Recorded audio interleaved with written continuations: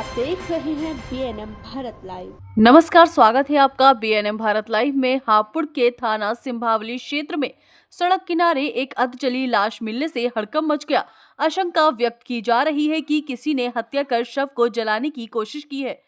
घटना की सूचना मिलने पर थाना सिंभावली और थाना बाबूगढ़ पुलिस मौके पर पहुंची। अभी तक शव की शिनाख्त नहीं हो पाई है।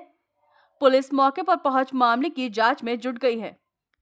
ये 25 से 30 साल के बीच का एक युवक है जिसकी डेड बॉडी यहाँ पे जली हुई हालत में मिली हुई है। अभी इस शव की शिनाख्त नहीं हो पाई है और यहाँ पर गंगा एक्सप्रेसवे का निर्माण भी हो रहा है, यहाँ पे मजदूर भी रह रहे हैं, तो अतिशीघ्र हम लोग इसका शिनाख्त करके इस घटना का अनावरण करेंगे। सर पे एक चोट लगी हुई है और अब पोस्टमार्टम के बाद ये क्लियर होगा किस चीज़ से चोट लगी है। नहीं, ये कहना जल्दबाजी है और अभी पोस्टमार्टम के बाद ये स्थितियाँ स्पष्ट हो पाएंगी।